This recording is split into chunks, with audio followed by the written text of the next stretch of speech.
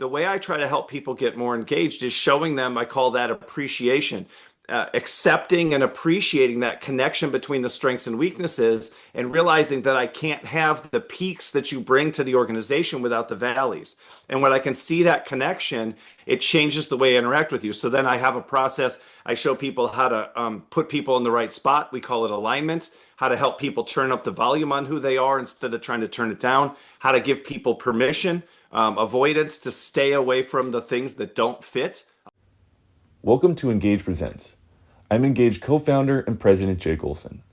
In this interview series, I ask Engage talent the most common questions we hear from event planners to help you get to know them and their stories in 15 minutes or less. Thanks for listening. Welcome to another episode of Engage Presents. I'm Engage president Jake Olson. Alongside me today, David Rendall. David is a top business speaker. He is a former management professor, a stand-up comedian. David, thank you so much for joining us today. I bet your class was pretty fun, huh? Well, I tried to make it fun. I think my idea is if people aren't interested, if they're not paying attention, they can't learn anything. And so instead of complaining that people aren't paying attention, I feel like it's my job to give them a reason to pay attention. And that's part of the reason I quit doing that and became a professional speaker, because there's not as much in being a really good teacher as there is in being a really good speaker. I like that. David, you, in between keynotes, you've been known to run ultra marathons, which I think you have to be literally crazy to do. And so, but tell us, what leaves you more out of breath, the keynotes or the ultra marathons? Definitely the ultra marathons. You know, I do pace a little bit on stage, but my longest run was 100 miles during COVID. I had to do it virtually. I did 5 miles 20 times in my neighborhood in May of 2020. And definitely, although when you run that distance, you're not really out of breath. You run at a pace that's, most people would think you weren't really doing much. But when you have to keep going for 20, 30 hours, you definitely aren't sprinting. So, not out of breath probably in either situation, but definitely one leaves me more exhausted. Speaking leaves me energized. Get off stage, there's a little bit of a high. Even on stage, there's a little bit of a high. So, definitely get the energy from speaking and certainly give the energy to the running. There you go. I like that. So, talking about your speaking, you in your audience, you talking to your audiences kind of about flaunting weaknesses, or flaunting their weakness. What typically turns out to be a trait that is a hidden strength in your mind? Yeah, there's so many of them. And when I started just trying to understand my own, I was in trouble because I couldn't sit still and be quiet and do what I was told basically for my whole life through school and into work.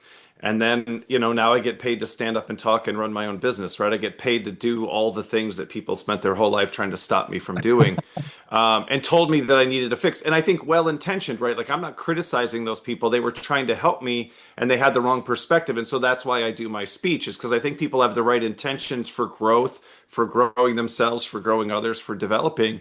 But they've been taught you have to find and fix weaknesses in order to do that. So I really think every weakness has a corresponding strength. In my book, I have a list of 52 with the weakness and the corresponding strength. That's certainly mine. When I have just a few seconds to explain it, the simplest one is people tell you you're stubborn. That's a weakness. The obvious strength is persistence, right? Stubbornness is sticking with things longer than most people think is reasonable. Persistence is sticking with things longer than most people think is reasonable. It's only when you succeed, people call it persistence, and when you're failing or bothering them with additional requests or not letting things go, that they call it stubbornness. But both they literally have the same definition. Another example is spontaneous and impulsive. If you tell somebody you met somebody who's spontaneous, they'll say congratulations. If you say you met someone who's impulsive, they'll say be careful. And I've always told people in my speeches they could look this up because they both mean the same thing. They mean to do things without planning or forethought. But then I actually looked it up like 10 years into doing this speech thousands of times. And the definition of spontaneous is to do things impulsively.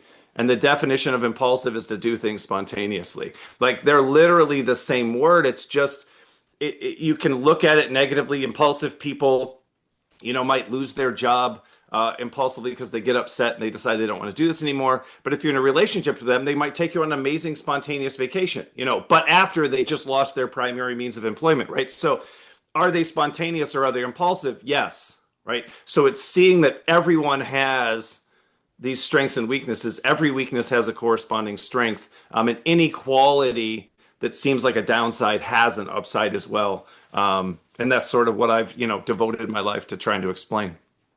I love that. I absolutely love that. I my friends call me stubborn, so I will remember that next time they call me stubborn. Yeah. All right. So in your speeches, you also talk something about a freak factor. How Yeah. can leaders apply that to build more engaged teams?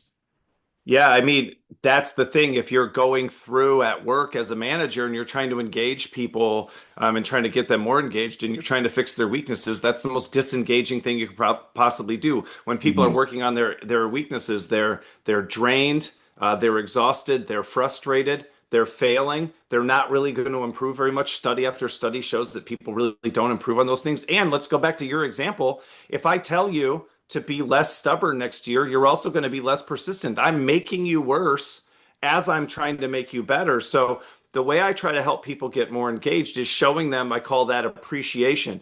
Accepting and appreciating that connection between the strengths and weaknesses, and realizing that I can't have the peaks that you bring to the organization without the valleys.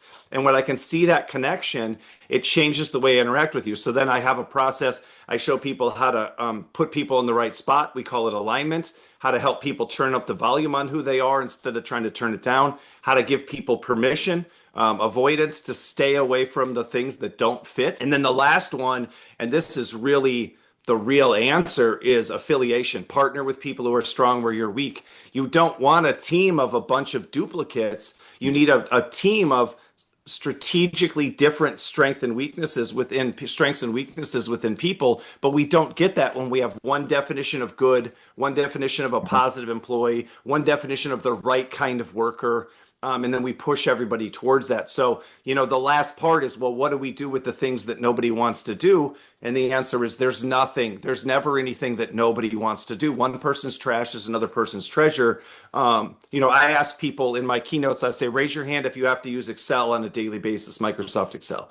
And so many people have to use it, even if they're not in accounting or anything like that. Excel is the default software that runs a lot of organizations.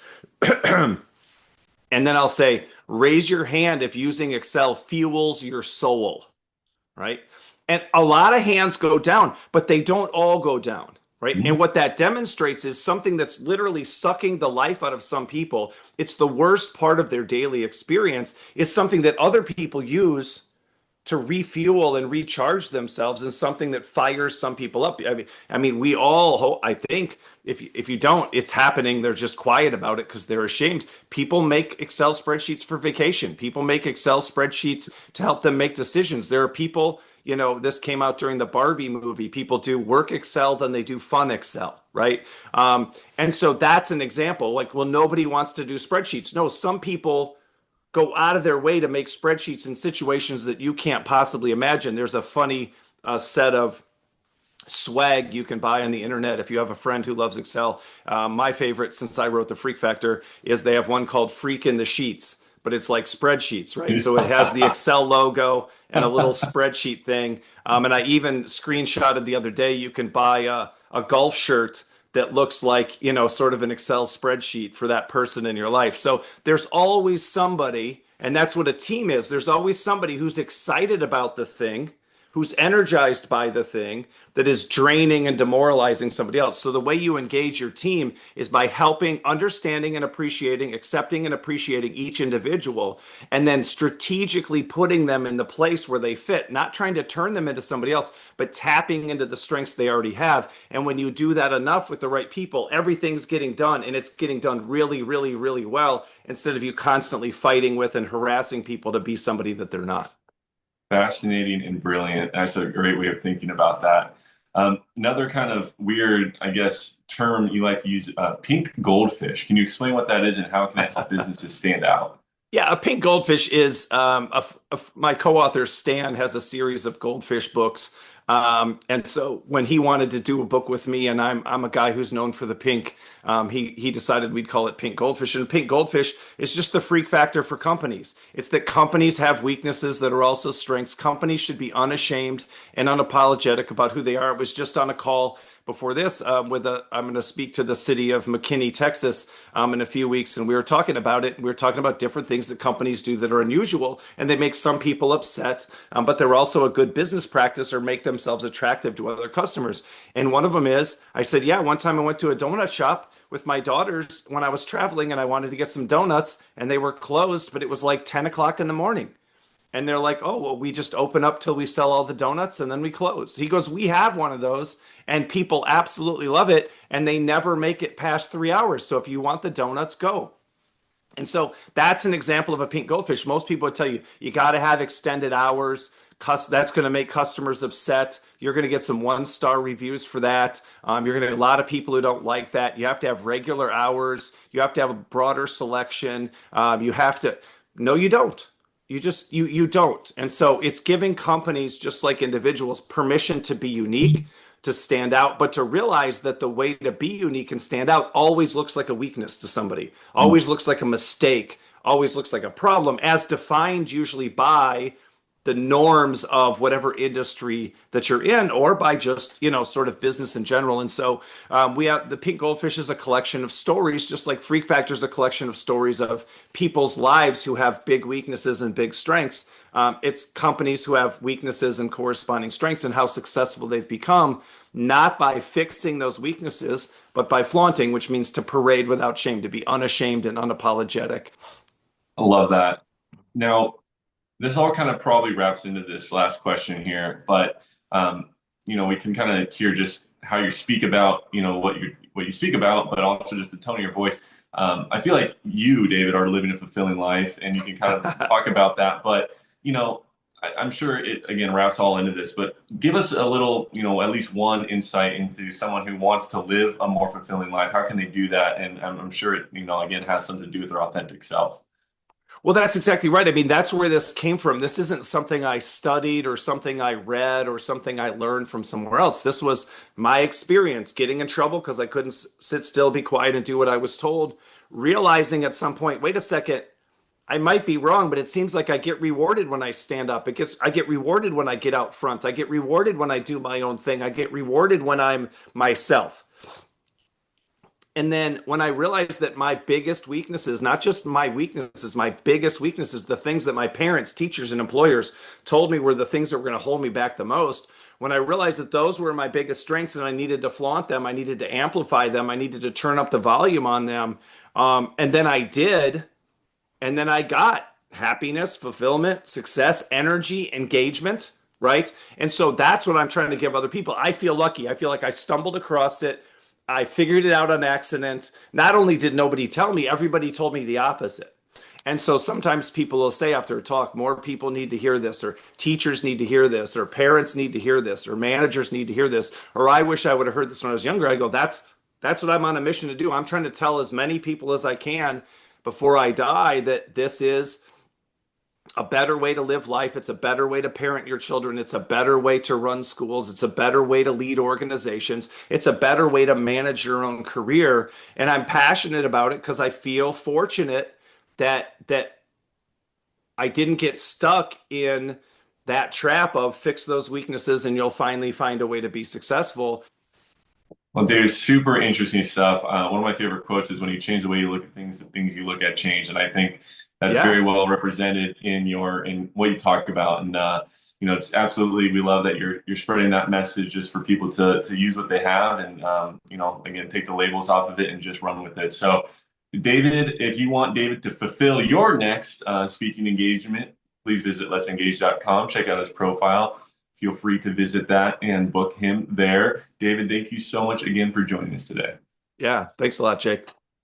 Stay tuned for more Engage Presents.